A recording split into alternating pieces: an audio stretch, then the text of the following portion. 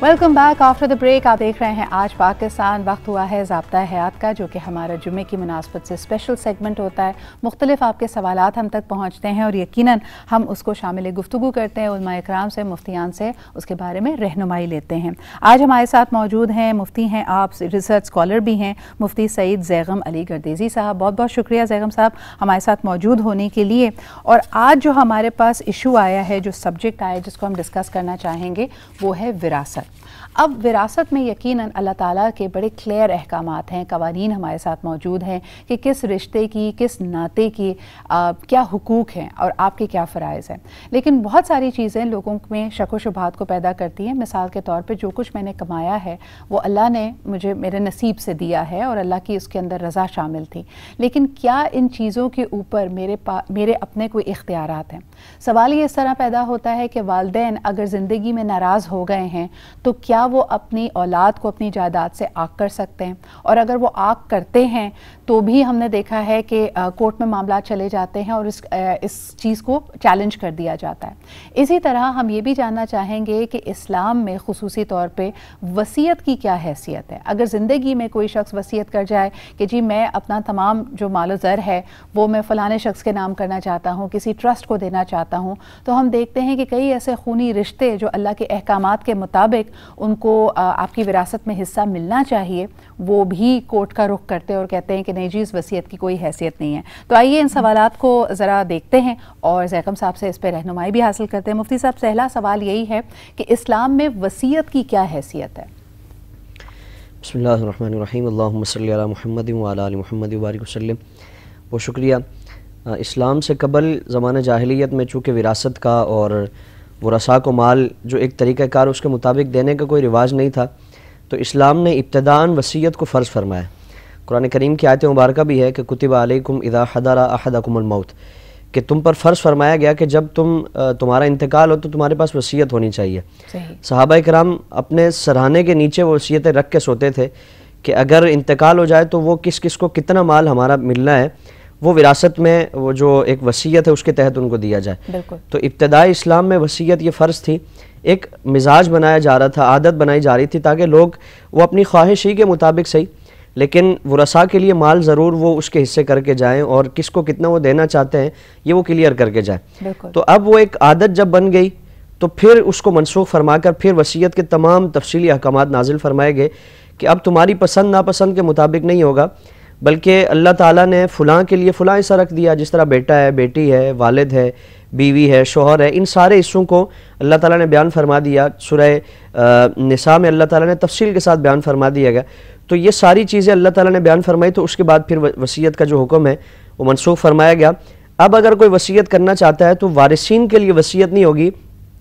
ऐसे अफराद के जिनका हिस्सा कुरान और सुन्नत में वाज़े नहीं फरमाया गया तो उनके लिए अगर वसीयत करना चाहता है तो वसीयत की इजाज़त है, लेकिन वसीयत में भी लाजमी है कि 1/3 यानी 1/3 से ज़्यादा अगर कोई वसीयत करेगा तो उस वसीयत का निफाज नहीं होगा और वो वसीयत का निफाज वरसा की इजाज़त पर होगा।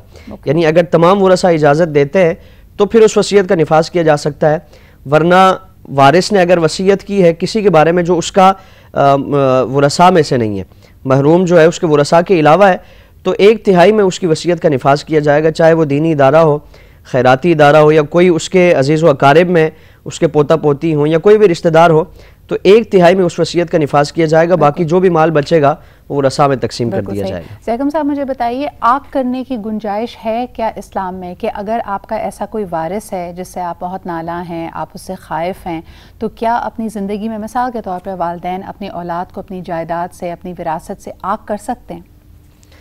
अच्छा, इसमें दो सूरतें हैं। एक तो ये कि बिला वजह किसी को अपने हिस्से से महरूम करना ये सख्त तरीन गुनाह है और कतई रहमी का इर्तिकाब होगा अगर कोई शख्स अपने बेटे या बेटी को बिला वजह, यानी उसकी मनमानियों के आगे वो अगर खड़ा होता है, अगर उसकी गलत बातों के आगे उसकी कोई औलाद खड़ी होती है तो उसको ये बिला वजह है उसको किसी सूरत में ये आग करना या वसीयत से विरासत से महरूम करना, जायदाद से महरूम करना, उसके लिए कतई इजाज़त नहीं होगी। लेकिन अगर कोई औलाद वाक़ियतन उसकी बागी है, नाफरमान है, या फिर ऐसा है कि वो गलत कामों में, बदकारियों में, हराम कारियों में वो मशरूफ़ है, जिस तरह शराब है, जुआ है, और ये उसका माल लेकर उसी हराम कामों में उसको उड़ाएगा, تو اب آگ کی شرعاً یہ حیثیت ہے کہ وہ اس کو اپنی زندگی میں باقی ورثاء میں سارا مال تقسیم کر دے.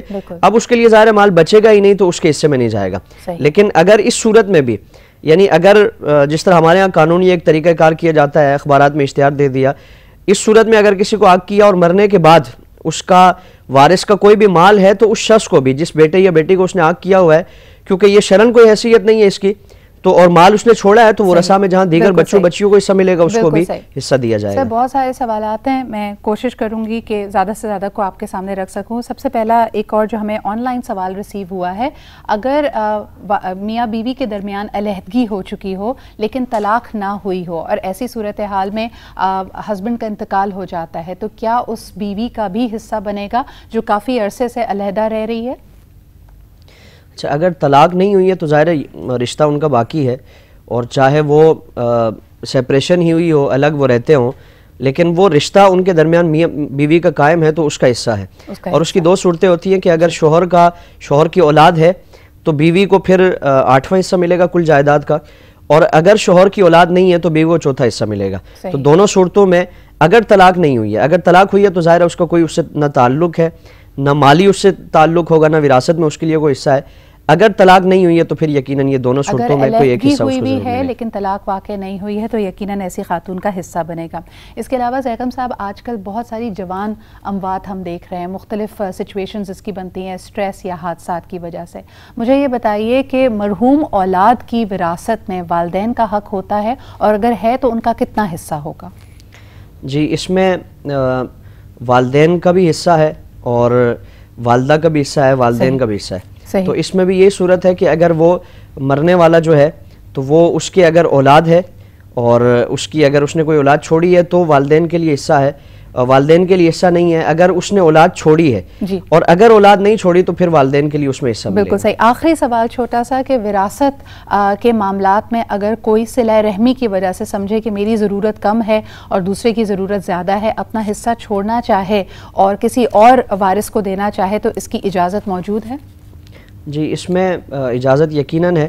زندگی میں اگر کوئی اپنی وراثت تقسیم کرتا ہے جائیداد, تو اس میں لازمی یہی ہے کہ وہ ساری اولاد میں برابر برابر تقسیم کرے. مرنے کے بعد وہ اسے قرآن کریم میں بیان فرما دیے گئے. اب اگر کوئی شخص اپنی جائیداد کا جو حصہ ہے وہ اپنے کسی وارث بھائی کو دینا چاہتا ہے, بہن کو دینا چاہتا ہے, تو اس کو اپنی ملکیت میں لے لے, قبضہ یا تو حکمن ہو یا قبضہ اس کو واقعتاً کر کے پھر اس کو وہ اس کا حصہ دے دے. بلا وجہ کسی کو حصے سے محروم کرنا یہ یقیناً بالکل صحیح. بہت بہت شکریہ. اور یقیناً اپنی ضرورت کے تحت اگر آپ سمجھتے ہیں کہ یتیم بچوں کو زیادہ ضرورت ہے مال کی, تو بہن بھائی ہو سکتا ہے اپنی مرضی سے اپنا حصہ ان کو دے دیں. بہت شکریہ جی. مفتی صاحب ہمارے ساتھ موجود تھے. لیتے ہیں ایک چھوٹا سا break and we'll be right back.